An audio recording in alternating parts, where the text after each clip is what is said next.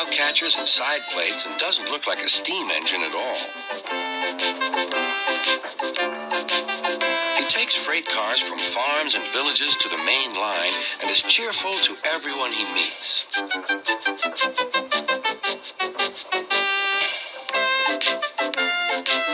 He has a coach called Henrietta who has seen better days.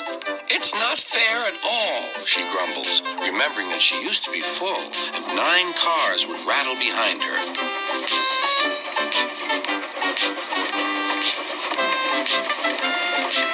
Now there are only 3 or 4, for the farms and factories send their goods mostly by truck. Toby is always careful. The cars, buses, and trucks often have accidents. Toby hasn't had an accident for years, but the buses are crowded and Henrietta is empty.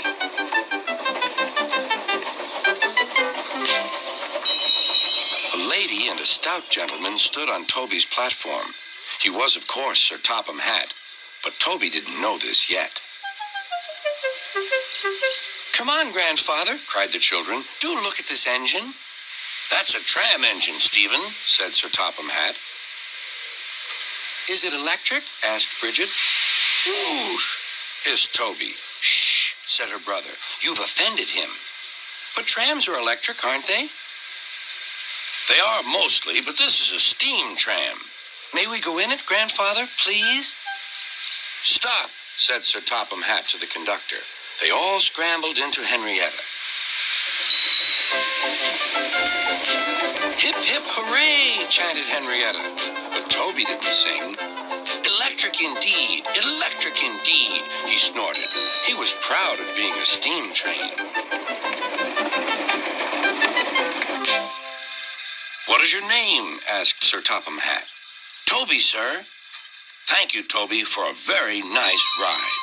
"Thank you, sir," said Toby. He felt better now. This gentleman, he thought, is a gentleman who knows how to speak to engines. The children came every day for 2 weeks. Sometimes they rode with the conductor, sometimes in empty cars. On the last day of all, the driver invited them into his cab. All were sorry when they had to go away. And Sir Topham Hatt and his family thanked everyone.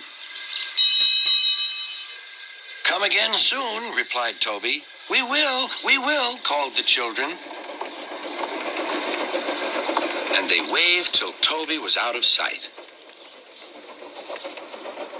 The months passed. Toby had few cars and fewer passengers. "Our last day, Toby," said his driver one morning. "The manager says we must close tomorrow." That day, everyone wanted the chance of a last ride.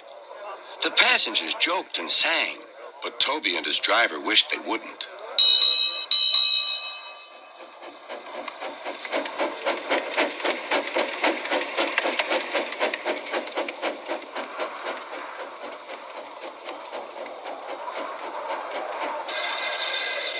"Goodbye, Toby," said the passengers afterwards. "We're sorry your line is closing down." "So am I," said Toby. Nobody wants me, Toby thought, and went unhappily to sleep. Next morning, the shed was flung open, and old Toby woke with a start to see his driver waving a piece of paper at him. "Wake up, Toby," he shouted excitedly. "The mail has just arrived, and there is a letter for us from the Stout gentleman. Maybe it's good news."